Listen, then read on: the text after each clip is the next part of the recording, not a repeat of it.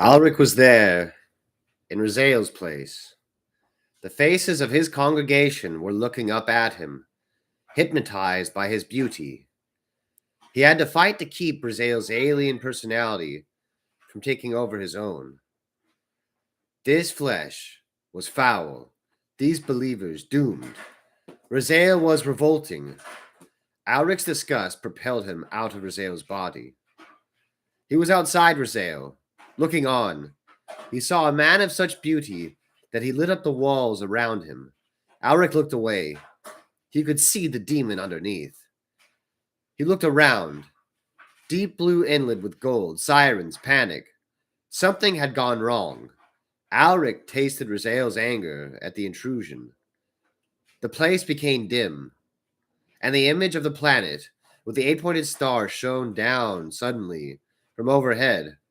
Raziel raged, almost knocking out Alric with the force of the emotion. Alric knew where he was. This was how Raziel had come to GvG. The lie unraveled. Alric finally saw everything that Raziel tried to hide from him. In attempting to possess Alric, Raziel had let his mind touch Alric's. In that mind was locked the secret of Raziel himself, of GvG, and of the Hammer of Demons. Alric saw it now, shining in front of him, unrolling like a chronicle of years. It was appalling. It was terrifying. But it was the truth. Finally, Alric understood.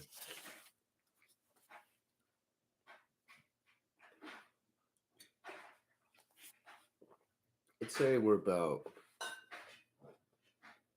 cruising right along. This time it was pain. Consciousness rushed back to Alric so fast that it almost knocked him out in the volley of sensations. Raw, screaming pain coursed up his spine, strangling his brain, so that sensible thoughts refused to form. There was coldness against his back, and a sense of being trapped, locked, crushed. The smell was of blood and sweat. Alric gasped and forced his eyes open. While light pounded against his retinas, and he thrashed, something clattered to the ground. A tiny sound, just above the white noise of the pain. Alric kept himself from going under again. It was an act of willpower, and he didn't seem to have much of that left. The memories of the demon still churned in his mind.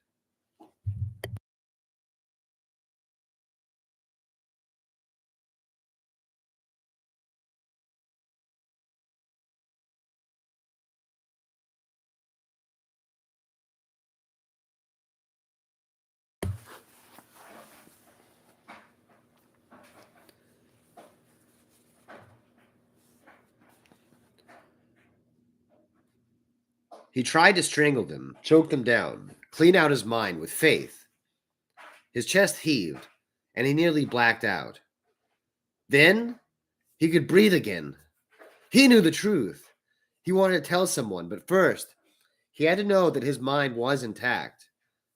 His eyes adjusted rapidly. The chamber was dimly lit, but it had been almost unbearably bright, so he must have been in darkness for a long time. It was a small, hot, filthy room, and the familiar, life-stained ironworks of the hecatomb. He guessed he was somewhere below the cell block deck. Kelhedros stood in front of him, stripped of his green armor to the waist. There was blood on the Eldar's pale chest. The Eldar was not wounded, so Alric surmised the blood must be his, the same blood that coated the silver of the sharpened metal that Kelhedros was holding. Alric looked down at his arm, from which the waves of pain were emanating. His consciousness had kicked off the endorphins in his brain, which were dulling the agony. A typical physiological response for a space marine, but the pain was still tremendous. The skin of his forearm had been slit and pulled from the wrist to the elbow, and several pins were sticking from the exposed muscle, piercing nerve centers with such precision, but there was no room for any more pain. Alric tried to speak. He gasped dumbly. His nervous system wouldn't respond properly. An unenhanced body would have died of shock, he thought vaguely. One again, he was alive because he was a space marine. That was a typo. One again, ooh. Once again, he was alive because he was a space marine. Kelhadros picked up a couple of his pins from Alric's arm.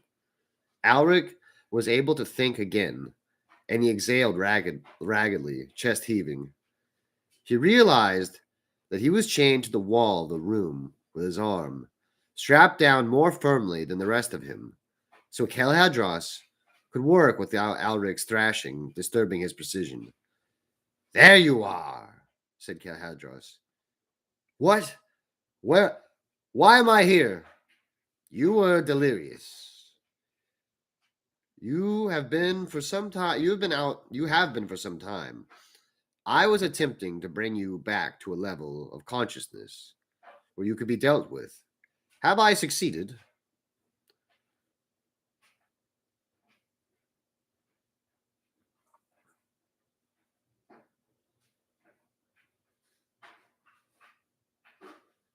I was attempting to bring you back. I was attempting to bring you back to a level of consciousness where you could be dealt with. Have I succeeded? Yes, said Alric, hoping it was true. Where am I? The Hecatomb. I know. Where on Jakasi? A week or so out of the Scourge, said Kelhadros. Alric looked down at his arm again. For all the work that had been done to it, there was very little blood. Did they teach you this in the Scorpion Temple? He asked. Kelhadros regarded Alric with curiosity in his liquid alien eyes. We walk many paths, he said simply. Are you going to release me? When the wound is closed, said Kelhadros. Premature activity would render the damage permanent. Premature activity would render the damage permanent. And you wouldn't want that. Again, the strange look. Kelhadros had evidently not had enough experience of human mannerisms to recognize sarcasm. I would not. It does us no good for you to be incapacitated. Why did you wake me up? Soon we will be at Velskan. Many believe our survival at the games depends on you being able to lead us. There was some debate. I believe Girth wanted you left as you are. Many of his men have come to idolize you, Alric. They have followed you on the first steps. Steps to where? Oblivion, Grey Knight. They see you as an example of how a man may lose his mind, and with it all the impediments to becoming a true killer. I believe they speak of this with the same fervor with which Erkar speaks of the Promised Land. Gareth did not get his way this time, and so I offered to bring you back to your senses. Kehedros removed the remaining pins from Alric's arm. I understand you heal quickly. That's right. Then the stitches need not be small. Kehedros produced a needle, threaded with cord, and began to sew Alric's arm closed. Alric was almost glad of the pain. It was something real, something he could experience, honestly, without wondering if it was another stage and is becoming something terrible. What have I done? He asked, while I was not myself. You have killed many, said Kehedros, including Lucitia the Envenomed, the Void Hound of Tremundulon, and Dianas, son of Kianon. Some of them were quite the spectacle, and while there were many lesser slaves, of course, That wasn't me, said Alric. I wasn't there. He winced as Calhadros drew the stitches closed. That is good to know. You were unlikely to seek escape in such a state. That's why you agreed to bring me back. Of course, I wish to escape this world, Grey Knight. You are the most likely among the prisoners to seek freedom, and certainly the most able to achieve it. I dare say Belskan will be our last chance. Calhadros finished sewing up Alec's arm. Considering how the Eldar must have had to improvise with his medical implements, it was a good job. Alric wondered just what paths the alien had walked before one of them had led them to Jakasi. How long until Velskan? Said Alric. Some days, said Galhadros. The games will be great. Many of the best gladiators will compete for the title of Jakasi's champion. I see. You will be one of them. Alric smiled. Of course I will. The crowd loves me. Oh, they do, Justicar. To them, I am just Kelhadros, the outsider, or the Green Phantom. Sometimes, but that did not really catch on. You, you though, are Alric the Betrayed, the Crimson Justicar, the Corpse God's bloodied hand. When you are gone, there will be statues of you. They will tell stories of how the Emperor sent his best to defeat the warp, and how one of those best became a legend in the arenas. You will inspire champions of the future. Scum of Gaul will kill their way into the ranks of the elite gladiators because once a Grey Knight did just the same thing. You will never be forgotten here, Justicar.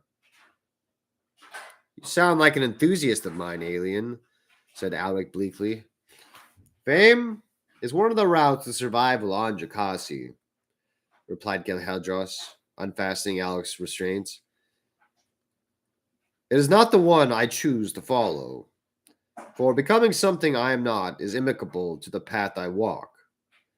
That is not to say, however, that it is an inefficient or futile way to stay alive. Truly, you are the only slave who has a meaningful life expectancy. You may even one day be more than a slave. That freedom would be earned at the expense of your personality, but it would be freedom of a sort. I would rather die than become a champion of the warp, said Alric. So I understand, but perhaps you will not have that choice. We will know for sure after Velskan. Alric's restraints were freed, and he struggled to keep from slumping to his knees. Every muscle was sore. He must have been tied to Galhadros' mercy for a long time. He looked down at himself. He was stripped to the waist, and there were countless new scars on his chest and arms. He had a brand, too. Deep, angry welt in the shape of Korn's stylized skull, burned into his pectoral. When did I get this? After the sacrifices, replied Galhadros matter-of-factly. You were rewarded. The hateful symbol seemed to stare out at Alric. So, I am marked? So I am marked, he said to himself. You took it as a great honor. Gareth and his men now aspire to receive the same mark. Alric touched the brand. It was still healing, and it still hurt. He felt unclean to have the symbol on him. When he got back to Titan, he would have it cut out of his skin. Titan had never felt so far away. The winds are low, said Galhadros, who was placing his improvised scalpels and nerve pins neatly into a roll of cloth. It looked like he took great care of his implements of torture. Alric was impressed that Galhadros had hidden them from the scaphoids for so long. The alien had for some far more freedom than any other slave on the Hecatomb, able to operate in secret and go where he pleased. It was the dangers of Jakasi, not the Hecatomb structure, that kept Kahedros a prisoner.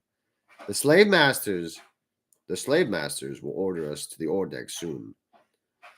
Were you not there, suspicion would be raised. Alric moved his arms, testing his shoulders and back. They hurt. It felt like he had been sparring for hours, and as he once again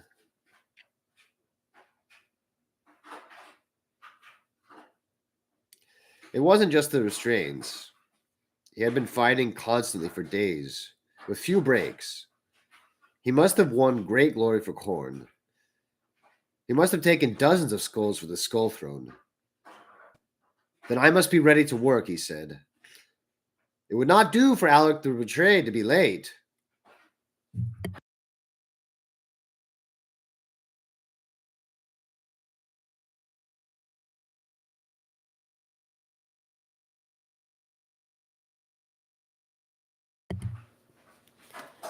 Belskan!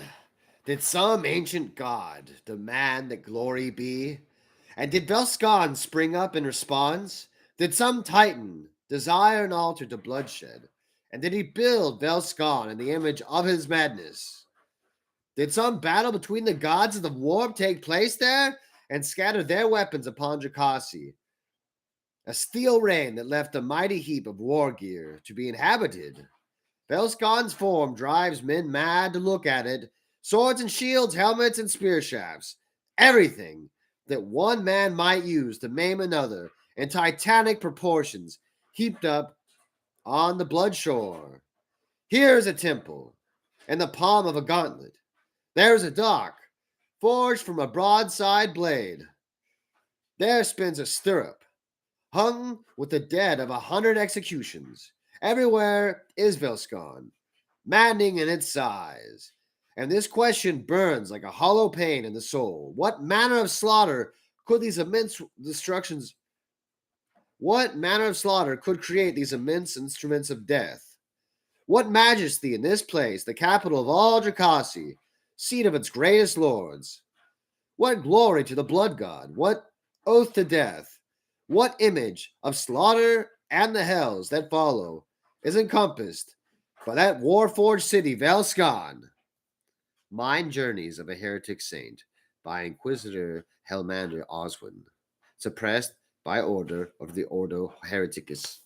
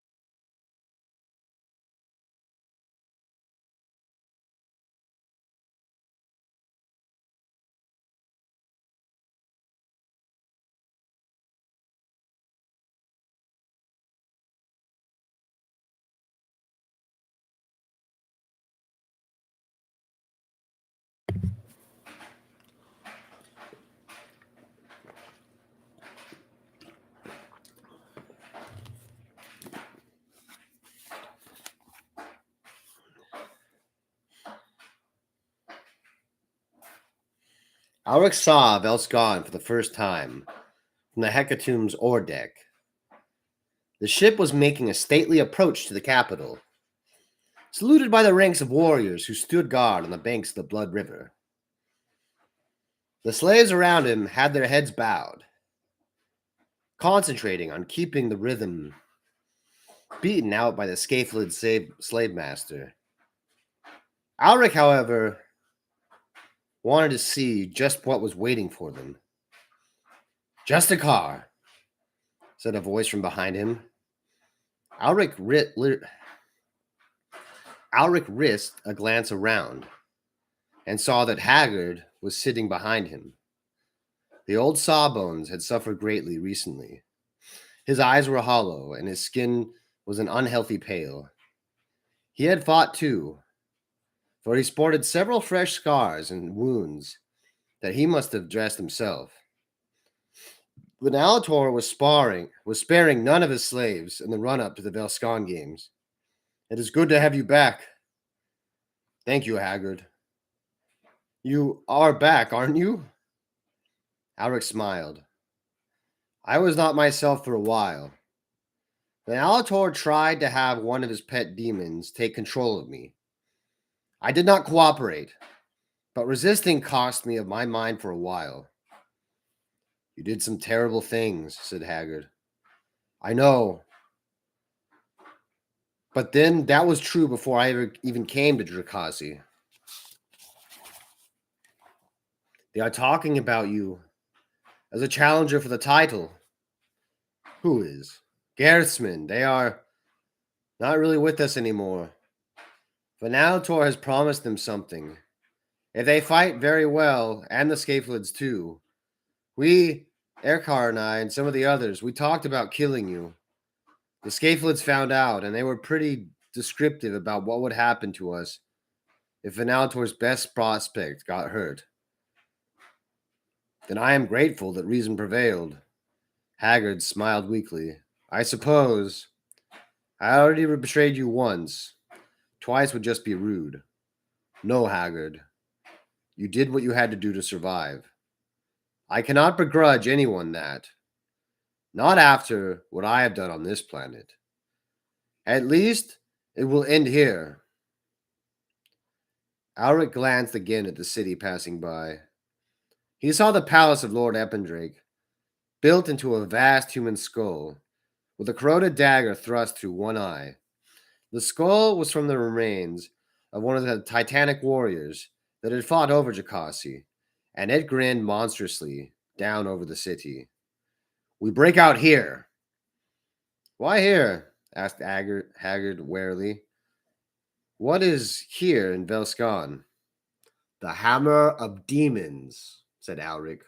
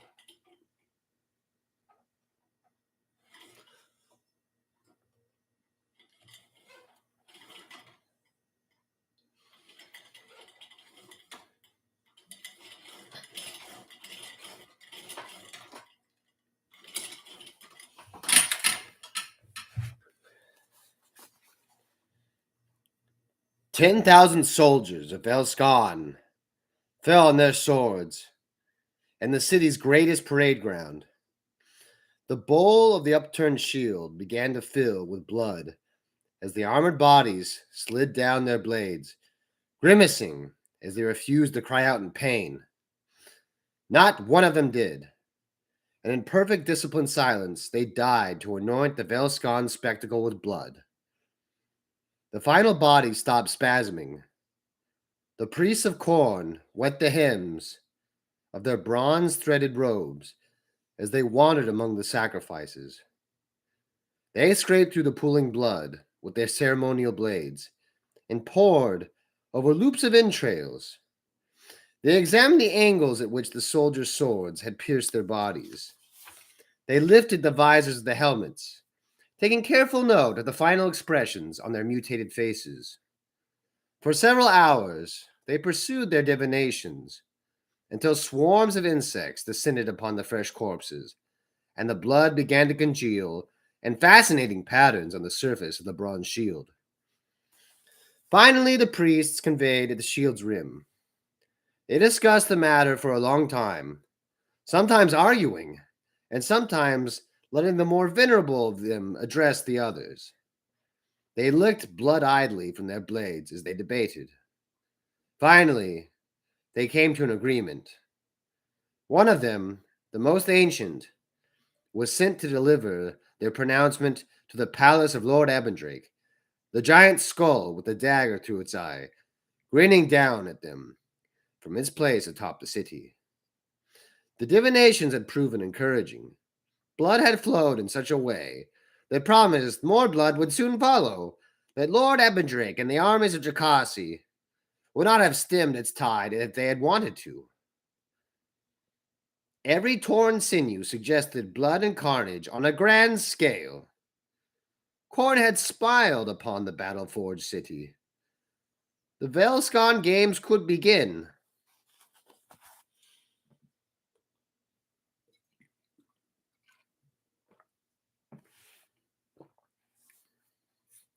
They had very little time. In less than an hour, they guessed, they would be herded out towards the arena of Jacassi's capital. And then it would be too late. So they had gathered in an empty cell on the hecatomb, with men posted to give the warning in case the scaphulids came to search them out and administer lashes. That so many of them were together at once was enough for them to be broken up and thrown into isolation cells. You, said Corporal Dorvas. Yes, said Alric, me. The corporal was the highest ranked survivor among the Harathan armored cavalry who'd been brought to Jacassi. The Harathan guardsmen had found themselves moved between arenas, brutalized and murdered, until they had been boiled down to just the kind of hard-bitten survivors that Lord Ebendrake needed for Velscon's arena slaves. Dorvas was thin, his cheeks were hollow, and his remaining eye was sunken and dark.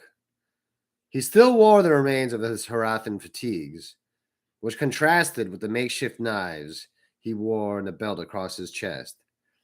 You killed us, he said. A lot of us at the Scourge. I did, said Alric.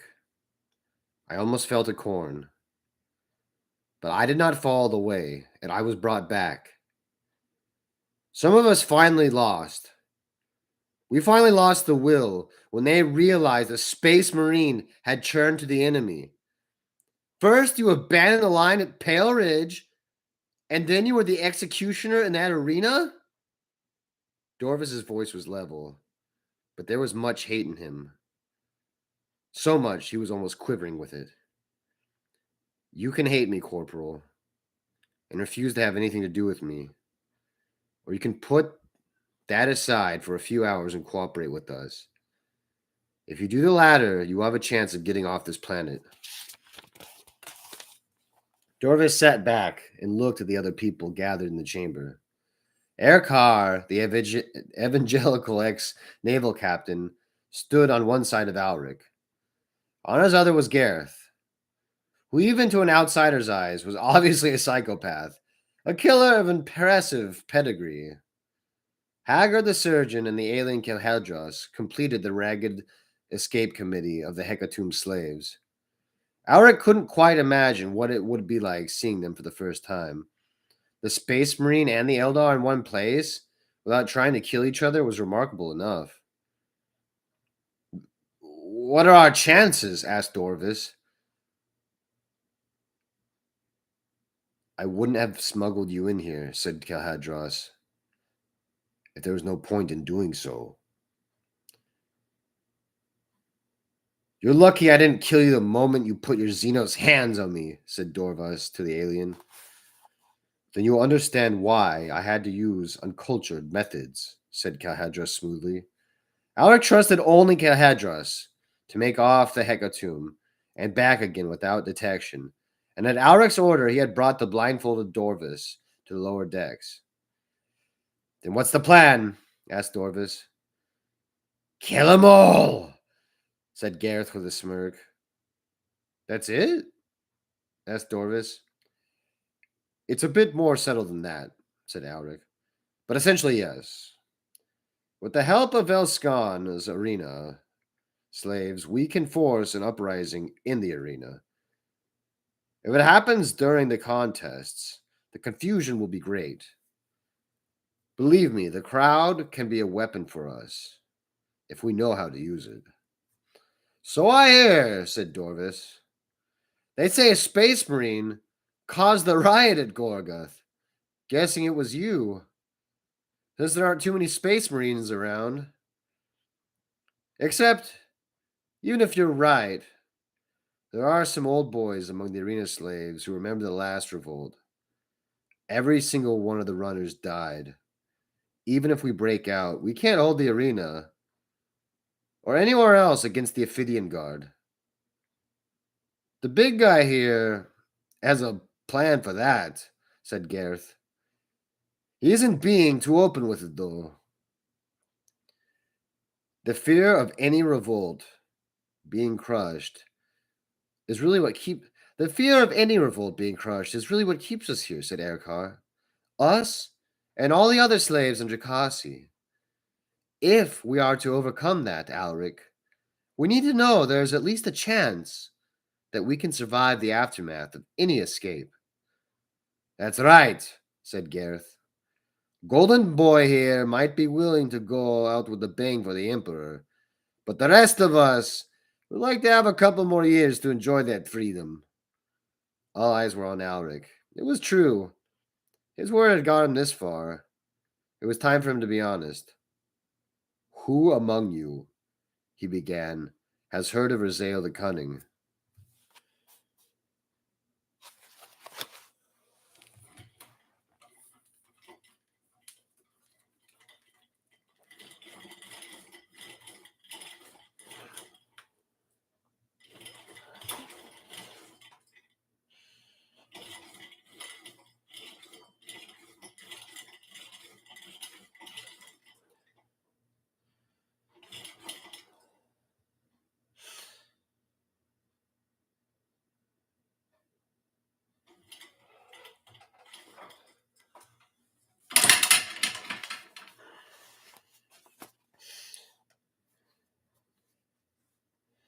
Raziel was ancient indeed, when Zainch's web of fate ensnared him. The demon had spent thousands of years in service to Zainch. But of course, he had not truly served the liar god, since Zainch did nothing so mundane as dispense orders. He manipulated. He bled half-truths into the minds of foes and followers, so that they converged at a point in space and time that Zainch had conceived in ages past.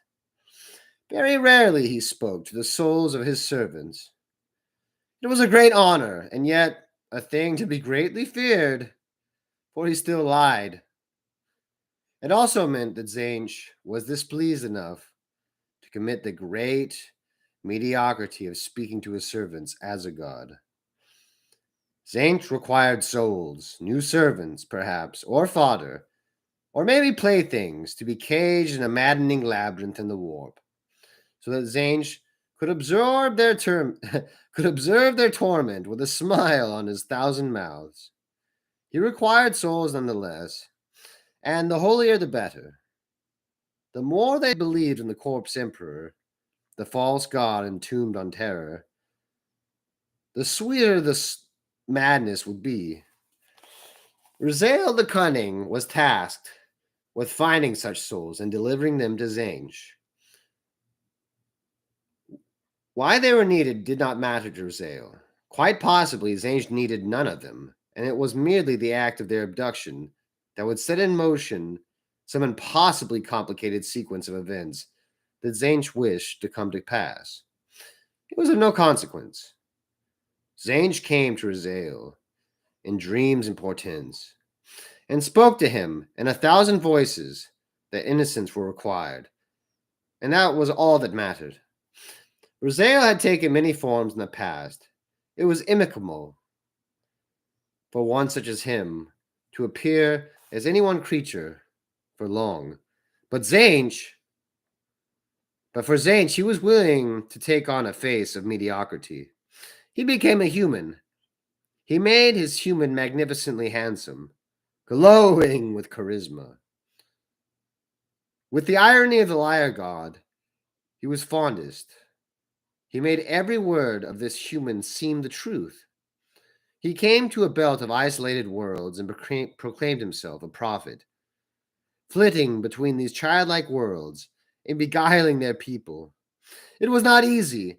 Many of them were hard-bitten missionaries of the imperial cult, who denounced Raziel, the prophet, as a heretic and implored the people to take up arms and burn him at the stake.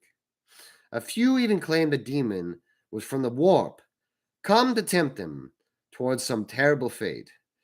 And it was a perverse pleasure to Raziel that some of them should have stumbled across the truth in their anger.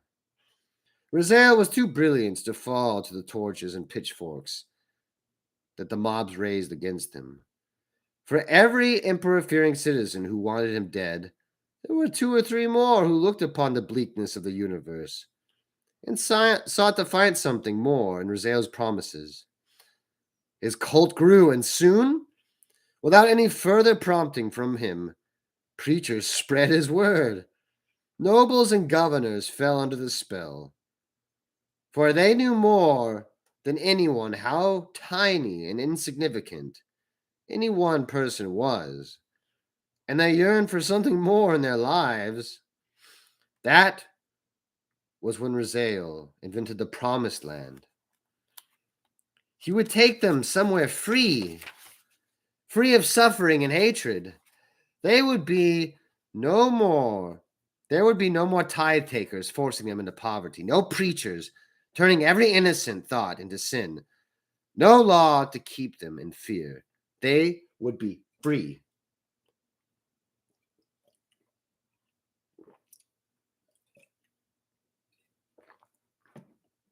They found a spacecraft and used all the cult's resources, making it warp worthy and making it home to thousands of followers. An altar to Raziel was built inside it, along with countless shrines to saints and holy spirits that had sprung up in the cult's minds without any suggestion from Raziel. The spacecraft was holy ground, a mighty ark that was both the symbol and the means of the cult's salvation.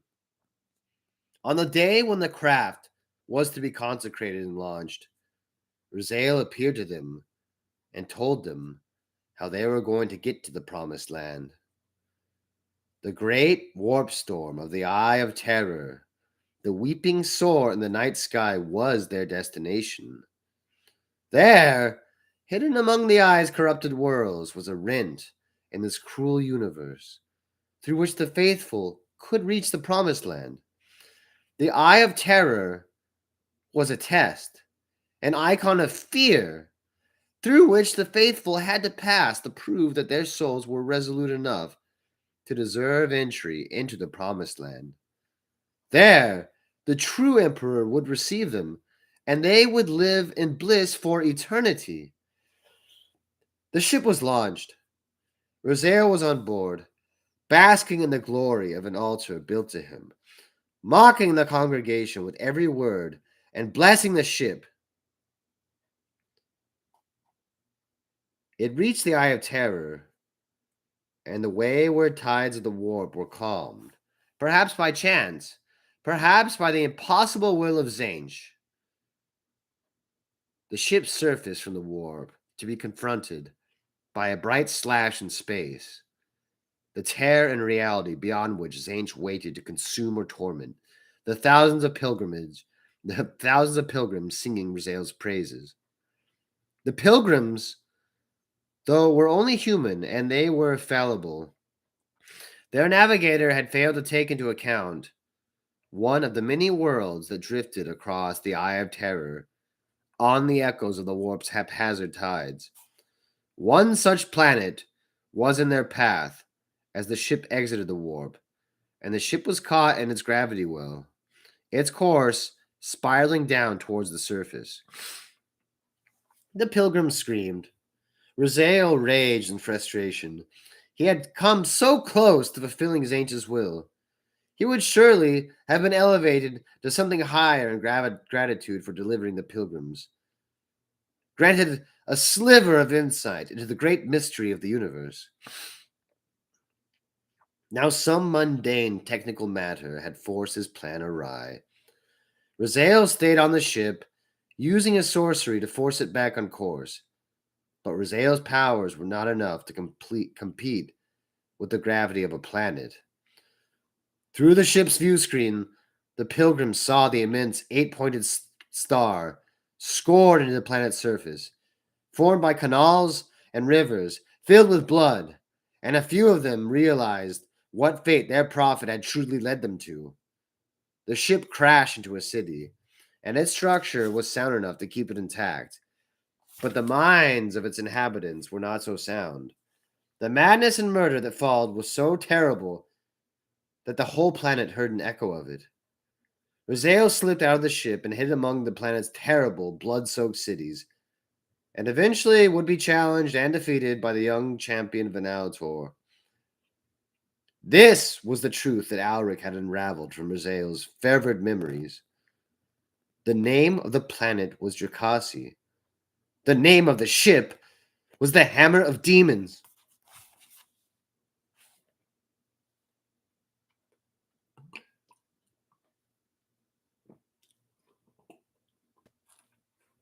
Incoherency level. Rating 20%. Sometime after the conference between the escape committee, Alric found Lieutenant Erkar and the faithful's hidden shrine. Erkar was there alone. His faithful were elsewhere, silently praying for deliverance from the cruelty of Velskon's games. Elkar was sitting with his head bowed in front of the severed statue. Erkar was sitting with his head bowed in front of the severed statue head that served as the faithful as their altar. I know how you feel, said Alric, after a while. You tried to hear the Emperor and filter out his words from the mess of your own thoughts. He's in there somewhere, but it's the warp's own job to find him. Erkar looked around. It seemed he hadn't heard Alric approaching. I suppose you have to speak with me, Justakar? Alric came closer. He saw Erkar's face was long and pale, like a man in shock. You don't believe me? I do not know what to believe. I have my faith, but that is something different. You know what I told the others is true, Erkar. The book on which you based your preachings was found on this planet, was it not? I believe it is the writings of a follower of Raziel's. When Raziel's mind touched mine, I saw everything. I saw the Hammer of Demons as it really is. It is not a magical weapon after all. It's not a metaphor for your suffering. It's a spaceship, and it is still here.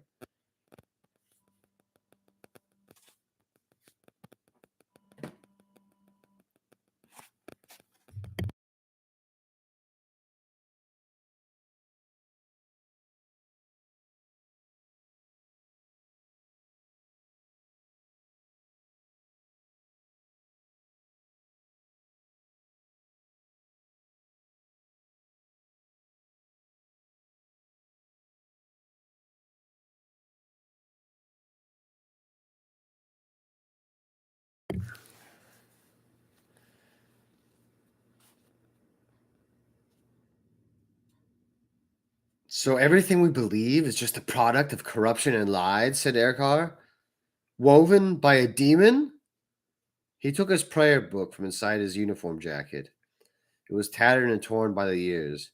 He handed it to Alric. Alric read it for a while.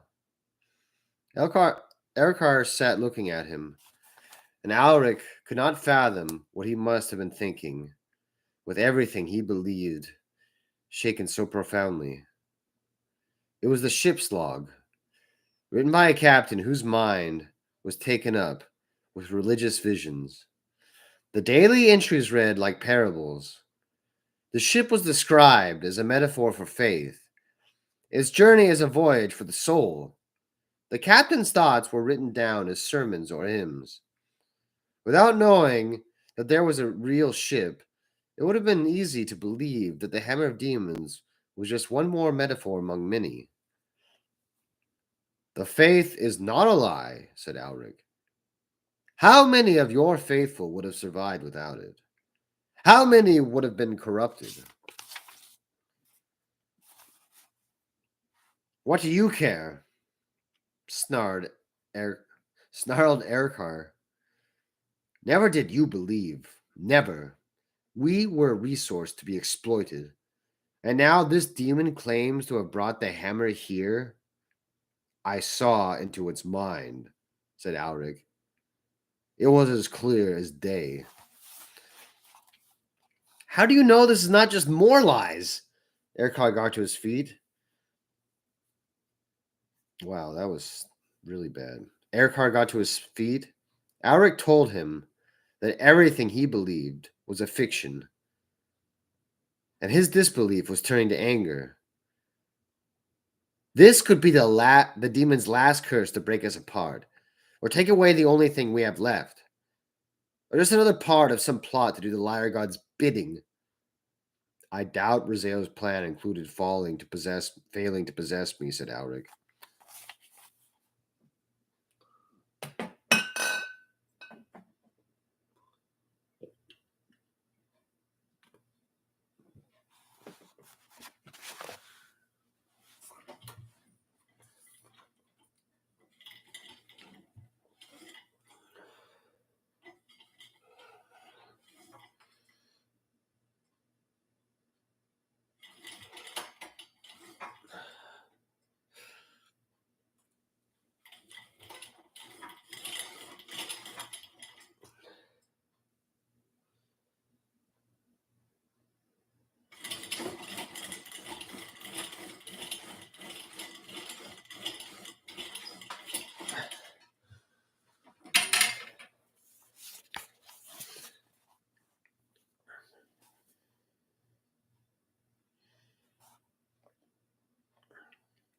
As one who claims to fight the demon, you trust him very easily. What proof do you have that the hammer is even here? None, barked Alric in frustration. Of course there is none, but it is all we have. I believe I know where the hammer is, and I believe I know what it is, and how it can get us off this planet. How much closer have you ever been to escape? Maybe this is all a lie. Maybe the hammer was never here. Maybe the damn thing won't fly anymore. But it is still the best chance you will ever get. How long are you going to wait for the promised land, Erkar?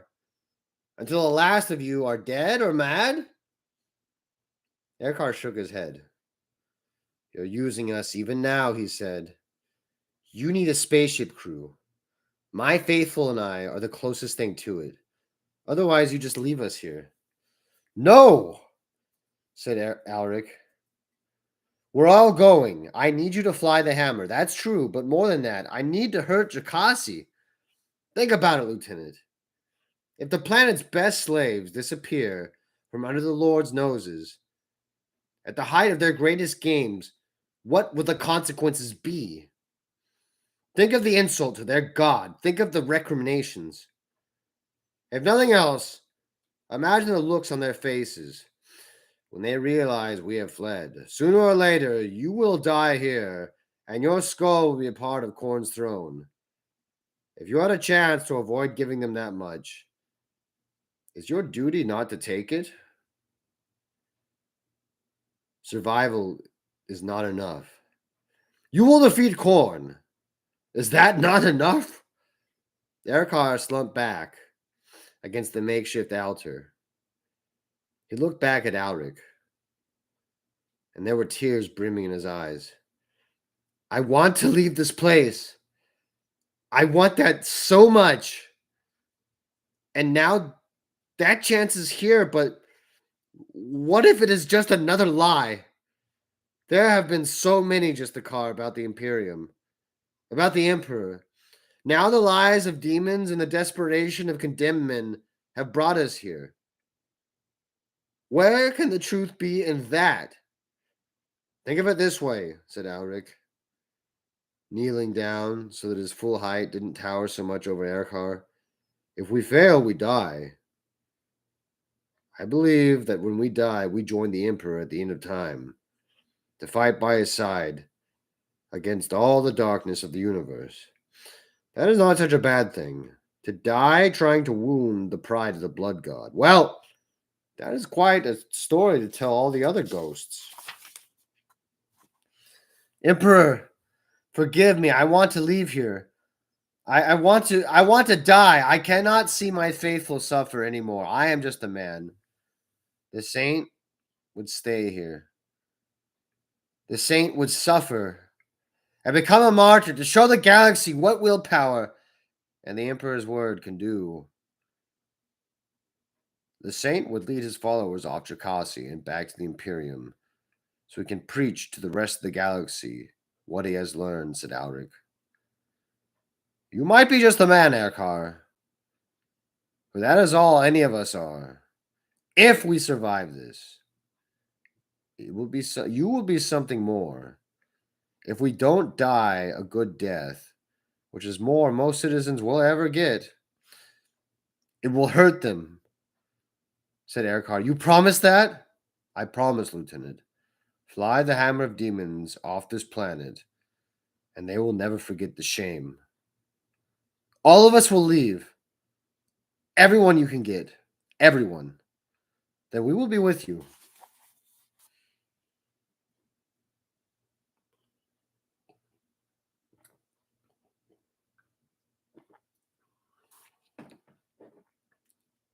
The Hecatomb was loosed from its moorings on the broadsword docks and hauled by teams of scaphoids through the gorget of a massive breastplate lying on its back. Inside was darkness, broken by the blinking red eyes of thousands of flying demons roosting in the underside of the breastplate. The ship was hauled to the sump of gore lying under Velskan, the detritus of endless sacrifices on the altars of the city above. During particularly holy times, so many were sacrificed that the sump of blood rose, and the most ancient parts of the city were drowned in it. It was a good omen for the blood to reach the height of the tide marks etched into the city's weaponry. In anticipation of the closest fought battle for Jakasi's title, the blood rose very high indeed. The Hecatomb reached the prison complex, based in a huge and elaborate nest of brass struts and steel blades that had once been a titanic piece of torture equipment. The complex was beneath Velskan's arena and housed the city's arena slaves, among whom were the remnants of the Harathan armored cavalry.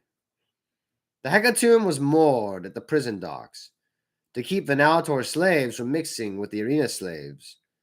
Venalator left, accompanied by an honor guard of scaphoids in dramatic tribal armor, hand-picked from the Scapholid nation, which Jakasi was just learning existed beneath its deserts.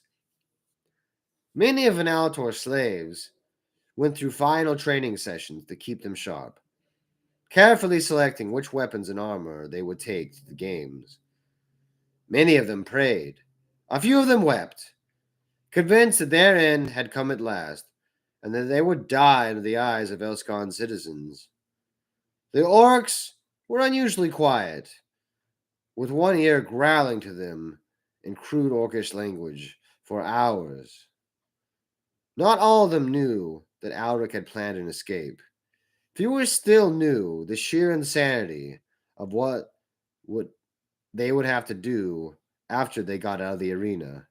But all of them knew that it would suit Venalator for them all to die as long as it was before the eyes of the audience. I am ready, Justicar. I'll fight. I know you will, said Alric. I couldn't stop you if I wanted, could I? And would you want to? It would help us if you were alive at the end, replied Alric. None of us can say what will happen, but I'd be willing to bet we'll need a Sawbones at the end of it. None of it will matter if we don't make it at all, replied Agard. I was a soldier, I can fight. It would help me if you got me a gun at some point, though. I only just scraped through bayonet drill. I'll see what I can do. Haggard had chosen his weapons already, a sword and a shield. Laid out in the slab he usually used for operating. I'm not going to be sewing anyone back together on this slab again, he said. It's as if I've been chained to the damn thing. It's hard to imagine no one will ever be bleeding on it again.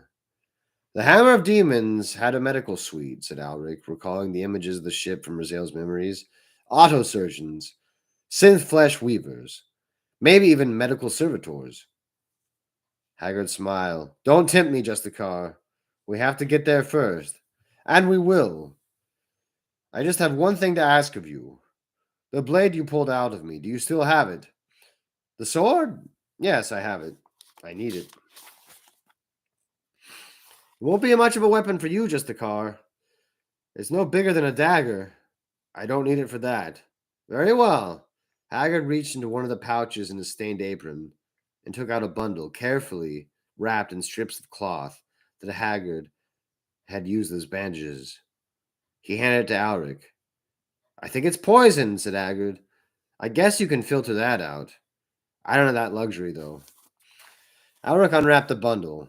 Inside was the shard that Haggard had pulled out of his chest. He thought about the wound it had inflicted. It still hadn't healed completely. And when it did, he would still have a scar to remind him. The shard was an ugly, black-green color, and its dark metal sweated beads of venom. Haggard was right. Without a Space Marine's enhanced metabolism, the poison would have killed him. Alric had died a dozen times over on Drakasi, but being a Space Marine meant that none of them had quite counted yet. What do you plan to use it for? I'll keep that to myself, if it's all the same to you. Then it's your business. Haggard tested the weight of the sword he had chosen. It was a good choice for a relatively unskilled fighter. Short with a broad blade, meant for thrusting. It wouldn't save him if he faced someone competent one-on-one, but it was perfect for stabbing into a surprised opponent's stomach. When it happens, Alric, will you look out for me?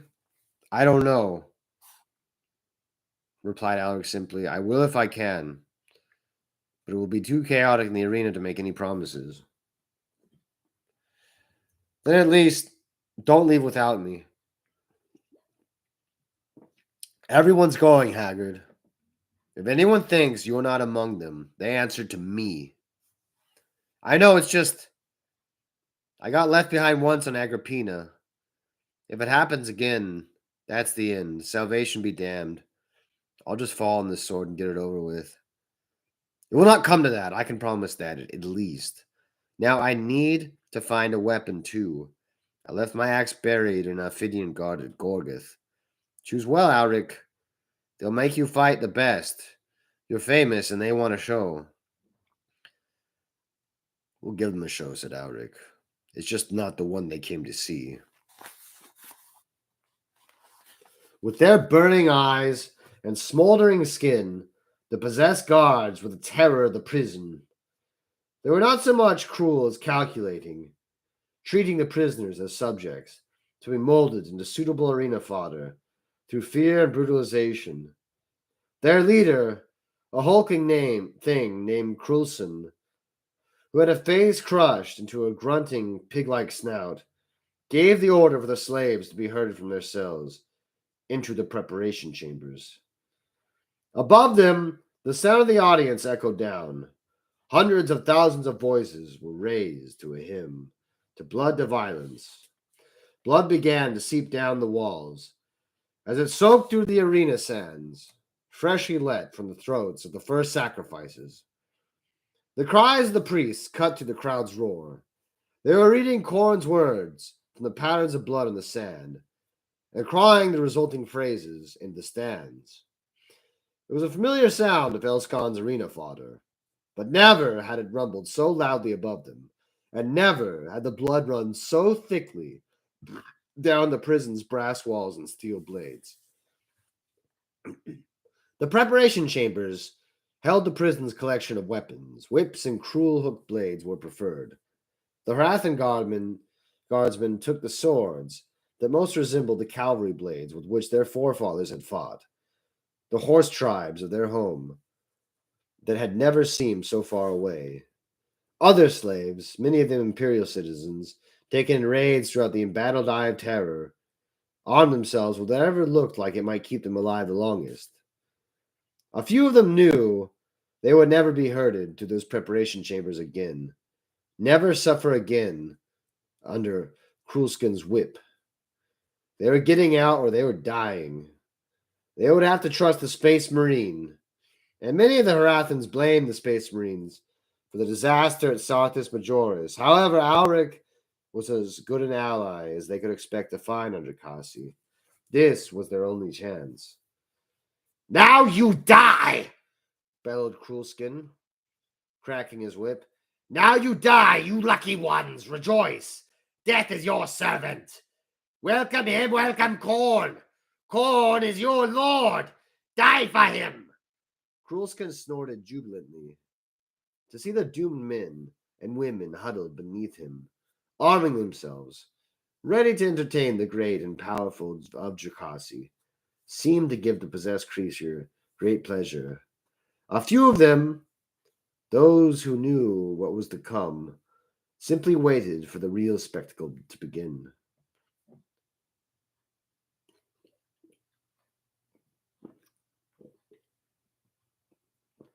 One of the scaphoids had come to Alric and ordered him below decks. Alric had gone with the creature, knowing that now was not the time to bring suspicion on himself by disobeying. He was herded into an arming chamber beneath the prison decks and was told to make ready. Alric was famous. It was fitting for someone of his notoriety to look the part. He had lost his previous war gear at Gorgith, and he would not be replacing it with the piecemeal armor of a slave. Instead, he would be wearing the armor of the betrayed. "I have a great many questions," said Alric. "And so little time," replied the smith. Just as when Alric had encountered him at Carnical, the smith was working at an anvil, pitching the last few chainmail links into place with a pair of glowing red tongs. His forge had been set up in one of the many chambers hidden in the Hecatomb's hull, and the smith was silhouetted against its rusty glow. A stand of armor stood beside him, magnificent and intricate, with hundreds of interlocking plates, like the shell of a massive insect. It was obvious from its sheer size that it would only be made for Alric. "Who are you?" "I am you," said the smith, "if you ever give up." The smith turned around, Alric instantly recognizing the surgical scars and the black carapace just beneath the skin of his chest. "You are Astartes." "No," said the smith. His teeth gleamed as he smiled. "I have not been a space marine for so long that time does not mean anything to me. I am like you, captured a long time ago by a lord of this world. That lord is dead, but still I serve." He looked down at his hands, scarred from a lifetime at the anvil. "These hands forged the weapons that killed your comrades at Sarthis Majoris. I am your enemy. I am kept alive and sane because of the skills I still recall. So I serve chaos just as surely as Korn's own priests. I am not Astartes. What is your chapter?" The smith smiled and looked up at Alric. He had room for compassion in his old scorched face, but it had not seen anything but desperation for a very long time. Its humanity had rotted away until only the eyes were left. I don't remember, he said. But the hammer, is it real? Yes, the message you sent me at Gorgoth was correct. The hammer's where you said it was. It is a spaceship. The smith's face cracked, as if it was unused to showing genuine relief. A spaceship? Of course, not some magical trinket, but a spaceship. Of all the weapons that might happen to be hidden on Drakasi, that is the most valuable. That could do them the most harm. The smith's eyes were alight. I had only heard legends. But this is so much more. Do you still have the weapon I left for you at Gorgith? No. I was recaptured and it was taken from me. A shame. I was proud of it. I've killed a few men with it. Then at least its forging was not wasted. The smith turned to the armor set beside him. I'm to fit you for this. A lot of people will be wagering on whether I live or die, so I suppose I have to be easy to pick out from this crowd. My finest work, said the smith. I have waited a very long time for a warrior like you. It is not merely a matter of protecting the wearer from harm. Any piece of rusting iron will do that. The true craft is in bringing the soldier out of the form, to give him a metal skin like a projection of himself, a face to show the world. It becomes an art, Grey Knight. If it is all that stands between me and oblivion, this art. Venaltor ordered you to make this? Asked Alric, examining the intricate plates of the armor and the way they slid over one another like snails on a snake, scales on a snake. No, said the smith. He ordered me to make you a suit of armor. This is not merely armor. You can come with us. No, Grey Knight, I cannot. I am compelled to serve. I do not even remember what it must be like to resist. It is only by serving that I have been able to help you. By forging weapons and armor for you is my lord's decree. You understand what happens to this world once I have the hammer. Oh, yes, said the smith. I'm rather looking forward to it. Alric began to put on the armor. It fitted him as perfectly as one of the many enhanced organs of a space marine, as if the armor was a part of him that he was being reunited with. Then this is the last time I shall ever see you, said Alric as he buckled the armor's flexible breastplate around his chest. It is. You have helped me a great deal. I have done nothing, Grey Knight. You are the hammer, after all, not I. Alric finished fastening the armor around him. It felt as light as his own skin, and he looked up from fixing the greaves around his legs as he saw Venalator's scaphoids waiting in the chamber's doorway to escort him back to the prison decks. Will it suffice? Will it suffice? Gurgled one of the creatures. It will. Then it is time. Alric glanced back once, but the smith was already bent back over his anvil, hammering a half-finished sword. Then the scaphoids took Alric away, and he was gone.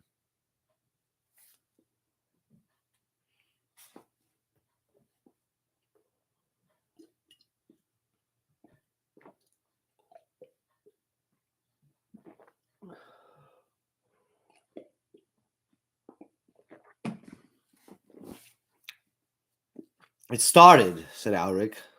The Venalator slaves were in a staging area beneath the main stands, watched over by scaphoids and warriors of the Ophidian Guard, presumably sent to make sure that Alric did not start another riot. It has, said Cahedros. The Eldar was in his familiar green armor, and had a couple of swords scabbarded on his back to supplement his chainsword. Then it is time for you to go. The slaves were being loaded directly off the ship of the Hecatomb into the belly of the arena. The arena structure, embedded in Velscon's forest of blades and spear shafts, was like a massive gnarled sphere, festooned with blades. The passageway into the arena's underside was lined with armed scaphoids, herding the prisoners along. I shall be alone? You have a talent for getting into places you're not supposed to be, said Alric. You're the only one who can do it. Very well. I can offer you no promises, human. I expect none, Eldar. There's one other thing. Make it quick. Use this. Eldar handed Kalhadras the shard of the sword that had nearly killed him. This? Asked Kalhadras, looking with some disdain at the dagger-sized shard. I think my chain sword would make sure enough work. This is poisoned. Believe me, you'll need it. And leave it in the wound to make sure it stays dead. Kalhadras didn't answer. He glanced around, gauging the movements of the multitude of scaphoid eyes. With a grace that no human could match, the Eldar picked his monument and vaulted over the side of the ship. None of the scaphoids saw him go. The Eldar had chosen the precise moment when their primary eyes were elsewhere. Whatever they taught the Eldar on the path of the Scorpion, they told him how to go unseen. Alric didn't hear Kalhadras hit the blood below. As far as Alric knew, the Eldar had become completely silent and invisible. Alric knew as he went with the flow of slaves, as they were forced through the dark passages below the arena. The sound of the crowd below grew louder. They were chanting, striking up hymns to Khorne, or bellowing insults at opposing factions, cheering in salute to their planet's lords, and keening their bloodlust impatiently. Alric gripped the haft of the broadsword he had chosen to fight with. He didn't know what was waiting for him on the arena floor, but he knew that if any of the slaves were to get off Drakazi, he would have to survive it. There was light ahead. After the darkness of the hecatomb, it seemed impossibly bright. Slaves ahead were stumbling, blinking on the arena floor. Alec followed them. He heard the voices rise as he emerged in the light of Velskon's arena. The crowd cheered insanely. This is what they had been waiting for. They had come to see Alric the Betrayed, and now at last they could watch him die